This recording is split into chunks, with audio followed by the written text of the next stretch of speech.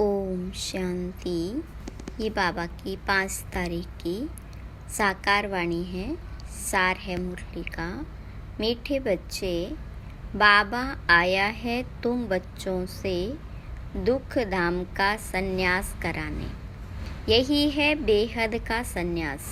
प्रश्न: उन सन्यासियों के संन्यास में और तुम्हारे संन्यास में मुख्य अंतर क्या है? तो बाबा ने कहा, वे सन्यासी घर बार छोड़कर जंगल में जाते, लेकिन तुम घर बार छोड़कर जंगल में नहीं जाते हो। घर में रहते हुए सारी दुनिया को कांटों का जंगल समझते हो। तुम बुद्धि से सारी दुनिया का संन्यास करते हो। ओम शांति। रूहानी बाप बैठ रूहानी बच्चों को रोज रोज समझाते हैं, क्योंकि आधा कल्प के बेसमझ है ना, तो रोज रोज समझाना पड़ता है। पहले पहले तो मनुष्यों को शांति चाहिए। आत्माएं सब असुल रहने वाली भी शांति धाम की है। बाबा तो है ही सदैव शांति का सागर। अभी तुम शांति का वर्षा प्राप्त कर रहे हो। कहते हैं ना, शांति देवा, अर्थात हमको इस सृष्टि से अपने घर शांति धाम में ले जाओ, अथवा शांति का वर्षा दो। देवताओं के आगे अथवा शिव बाबा के आगे यह जाकर कहते हैं कि शांति दो, क्योंकि शिव बाबा है शांति का सागर। अभी तुम शिव बाबा से शांति का वर्षा ले रहे हो। बाबा को याद करते करते तुमको शांति धाम में जाना है जरूर। नहीं याद करेंगे तो भी जाएंगे जरूर। याद इसलिए करते हो कि पापों का बोझा जो सिर पर है वह खत्म हो जाए। शांति और सुख मिलता है एक बाबा से, क्योंकि वह सुख और शांति का सागर है। वह चीज ही मुख्य है। शांति को मुक्ति भी कहा जाता और फिर जीवन मुक्ति और जीवन बंद भी है। अभी तुम जीवन बंद से जीवन मुक्त हो रहे हो। सतयुग में कोई बंधन नहीं होता। गाया भी जाता है सहज जीवन मुक्ति व सहज गति सदगति। अब दोनों का अर्थ तुम बच्चों ने समझा है। गति कहा जाता है शांति धाम को, सदगति कहा जाता है सुख धाम को। सुख धाम शांति धाम, फिर यह है दुख धाम। तुम यहाँ बैठे हो। बाबा कहते, बच्चे शांति धाम घर को याद करो। आत्माओं को अपना घर भूला हुआ है। बाबा आकर याद दिलाते हैं, समझाते हैं, हे रूहानी बच्चों, तुम घर जा नहीं सकते हो जब तक मुझे याद नहीं करेंगे। याद से तुम्हारे पाप भस्म हो जाएंगे। आत्मा पवित्र बन फिर अपने घर जाएगी। तुम बच्चे जानते हो यह अपवित्र दुनिया है। एक भी पवित्र मनुष्य नहीं। पवित्र दुनिया को सतयुग, अपवित्र दुनिया को कलयुग कहा जाता है। राम राज्य और रावण राज्य। रावण राज्य से अपवित्र दुनिया स्थापन होती है। यह बना बनाया खेल है ना। यह बेहद का बाप समझाते हैं, उनको ही सत्य कहा जाता। सत्य बातें तुम संगम पर ही सुनते हो, फिर तुम सतयुग में जाते हो। द्वापर से फिर रावण राज्य शुरू होता है। रावण अर्थात असुर ठहरा। असुर कभी सत्य नहीं बोल सकते, इसलिए इसको कहा जाता झूठी माया, झूठी काया। आत्मा भी झूठी है तो शरीर भी झूठा है। आत्मा में संस्कार भरते हैं ना। 4 धातुएं हैं ना, सोना चांदी तांबा लोहा, सब खाद निकल जाती है। बाकी सच्चा सोना तुम बनते हो इस योग बल से। तुम जब सतयुग में हो तो सच्चा सोना ही हो। फिर चांदी पड़ती है तो चंद्रवंशी कहा जाता। फिर तांबे की लोहे की खाद पड़ती है द्वापर कलयुग में। फिर योग से तुम्हारे में जो चांदी तांबा लोहा की खाद पड़ी है वह निकल जाती है। पहले तो तुम सब आत्माएं शांति धाम में हो, फिर पहले पहले आते हो सतयुग में, तो उसको कहा जाता गोल्डन एसिड। तुम सच्चा सोना हो। योग बल से सारी खाद निकल कर बाकी सच्चा सोना बचता है। शांति धाम को गोल्डन एज नहीं कहा जाता। Golden age, silver age, copper age यहाँ कहा जाता है। शांति धाम में तो शांति है। आत्मा जब शरीर लेती है तब गोल्डन एजेड कहा जाता है। फिर सृष्टि ही गोल्डन एज बन जाती। सतो प्रधान 5 तत्वों से शरीर बनता है। आत्मा सतो प्रधान है तो शरीर भी सतो प्रधान है।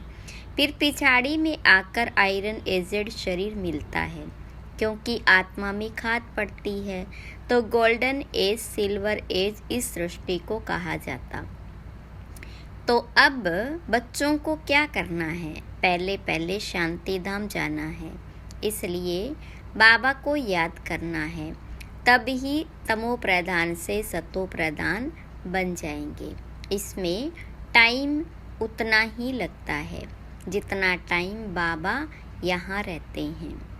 वह गोल्डन एज में पार्ट लेते ही नहीं, तो आत्मा को जब शरीर मिलता है तब कहा जाता यह गोल्डन एजेड जीव आत्मा है।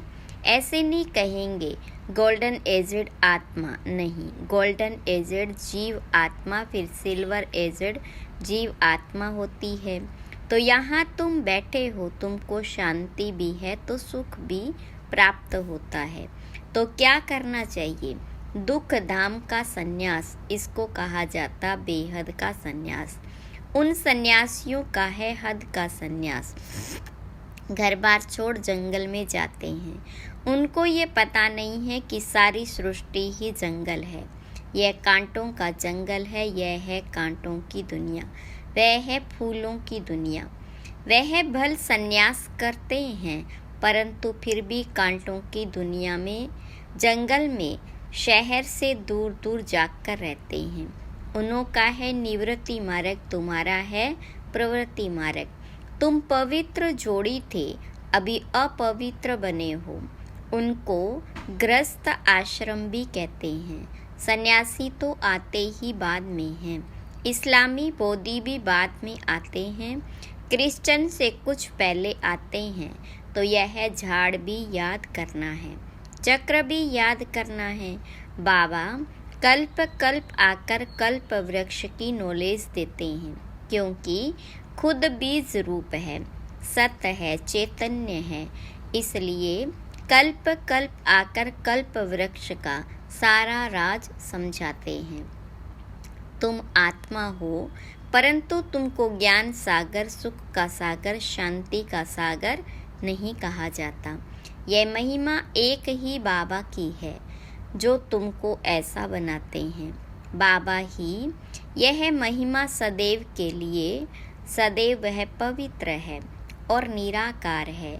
सिर्फ थोड़े समय के लिए आते हैं पावन बनाने, सर्वव्यापी की तो बात ही नहीं। तुम जानते हो बाबा सदैव वहाँ ही रहते हैं। भक्ति मार्ग में सदैव उनको याद करते हैं। सतयुग में तो याद करने की दरकार नहीं रहती।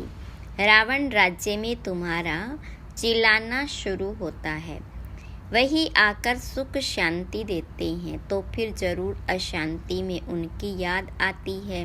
बाबा समझाते हैं, हर 5000 वर्ष बाद मैं आता हूँ। आधा कल्प है सुख, आधा कल्प है दुख। आधा कल्प के बाद ही रावण राज्य शुरू होता है। इसमें पहला नंबर मूल है दे अभिमान, उसके बाद ही फिर और विकार आते हैं।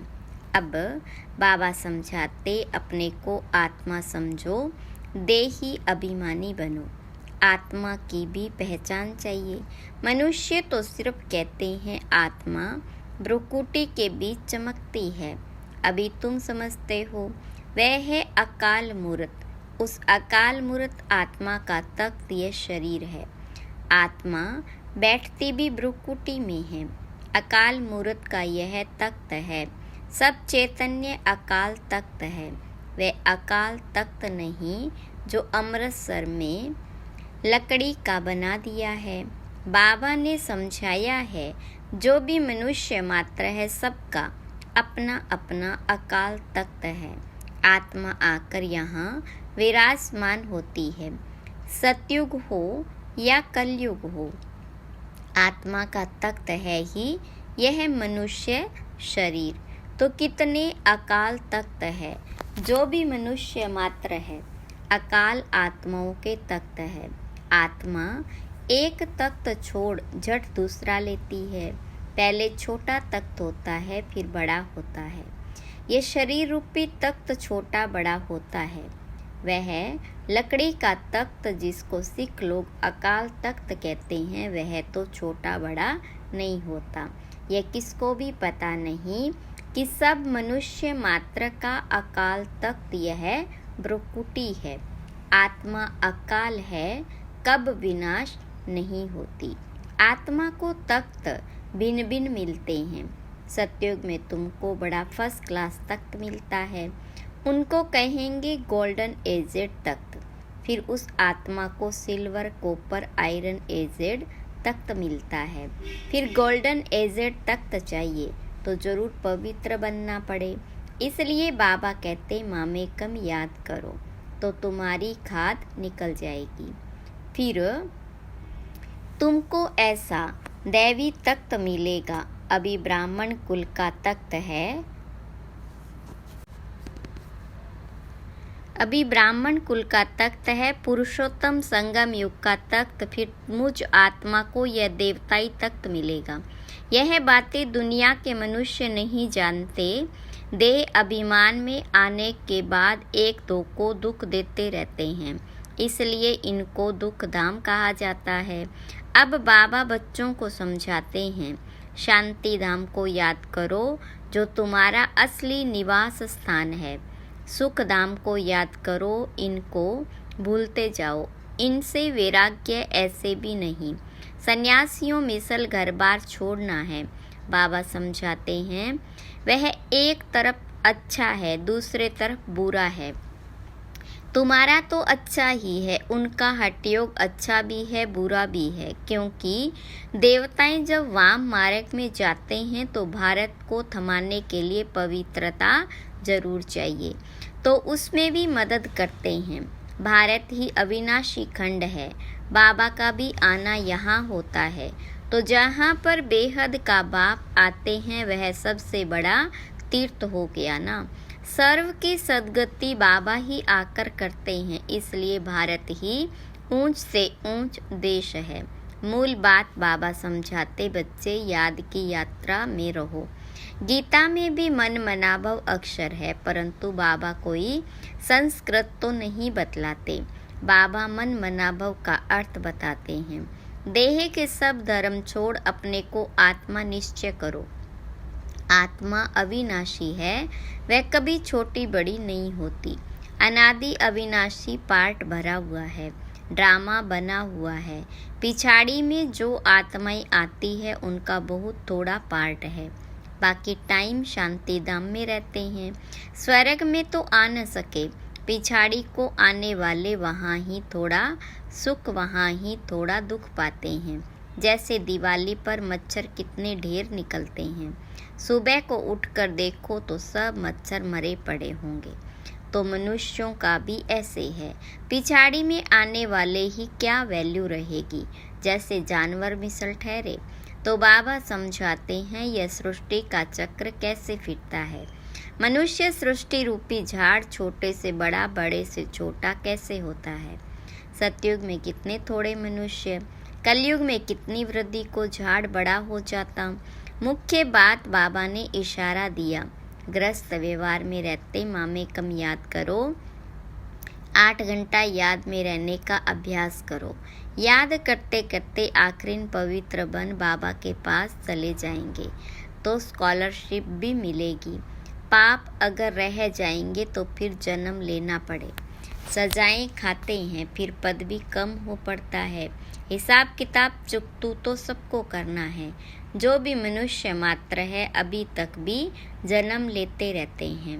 इस समय देखेंगे भारतवासियों से क्रिश्चियन की संख्या ज़्यादा है। वह फिर सेंसिबल भी है। भारतवासी तो 100% सेंसिबल थे, सो अब फिर नॉन सेंसिबल बन गए, क्योंकि यही 100% सुख पाते फिर 100% दुख भी वही पाते हैं। वह तो आते ही पीछे हैं। बाबा ने समझाया क्रिश्चियन डिनाइस्टी का श्री कृष्ण डिनाइस्टी से कनेक्शन है। क्रिश्चियन ने राज्य छीना, फिर क्रिश्चियन डिनाइस्टी से ही राज्य मिलना है। इस समय क्रिश्चियन का जोर है, उन्हों को भारत से ही मदद मिलती है। अभी भारत भूख मरता है तो रिटर्न सर्विस हो रही है। यहाँ से बहुत धन, बहुत हीरे जवाहरात आदि वहाँ ले गए, बहुत धनवान बने हैं, तो अब फिर धन पहुँचाते रहते हैं। उनको मिलने का तो है नहीं, तो अब तुम बच्चों को तो कोई पहचानते नहीं हैं। अगर पहचानते तो आकर राय लेते। तुम हो ईश्वरीय संप्रदाय, जो ईश्वर की राय पर चलते हो, वही फिर ईश्वरीय संप्रदाय से दैवी संप्रदाय बनेंगे, फिर क्षत्रिय वैश्य शूद्र संप्रदाय बनेंगे। अभी हम सो ब्राह्मण हैं, फिर हम सो देवता, हम सो क्षत्रिय, हम सो का अर्थ देखो कितना अच्छा है। यह बाजोली का खेल है जिसको समझना बहुत सहज है, परंतु माया भुला देती, फिर दैवी गुणों से आसुरी गुणों में ले आती। अपवित्र बनना आसुरी गुण है ना। अच्छा, मीठे मीठे सीखी लदे बच्चों प्रति माता पिता बाप दादा का याद प्यार और गुड मॉर्निंग। रूहानी बाप की रूहानी बच्चों को नमस्ते। रूहानी बच्चों की रूहानी बाप दादा को याद प्यार गुड मॉर्निंग और नमस्ते। धारणा के लिए मुख्य सार। पहली पॉइंट, स्कॉलरशिप लेने के लिए गृहस्थ व्यवहार में रहते कम से कम 8 घंटा बाबा को याद करने का अभ्यास करना है। याद के अभ्यास से ही पाप कटेंगे और गोल्डन एजेड तख्त मिलेगा। दूसरी पॉइंट, इस दुख धाम से बेहद का वैराग्य कर अपने असली निवास स्थान शांति धाम और सुख धाम को याद करना है। दे अभिमान में आकर किसी को दुख नहीं देना है। वरदान, कर्मों के हिसाब किताब को समझकर अपनी अचल स्थिति बनाने वाले सहज योगी भव। विस्तार, चलते चलते अगर कोई कर्मों का हिसाब किताब सामने आता है तो उसमें मन को हिलाओ नहीं, स्थिति को नीचे ऊपर नहीं करो। चलो, आया तो परख कर उसे दूर से ही खत्म कर दो। अभी योद्धे नहीं बनो। सर्वशक्तिवान बाबा साथ है तो माया हिला नहीं सकती। सिर्फ निश्चय के फाउंडेशन को प्रैक्टिकल में लाओ और समय पर यूज करो तो सहज योगी बन जाएंगे। अब निरंतर योगी बनो, युद्ध करने वाले योद्धे नहीं। स्लोगन, डबल लाइट रहना है तो अपनी सर्व जिम्मेवारियों का बोझ बाबा हवाले कर दो। अच्छा, ओम शांति।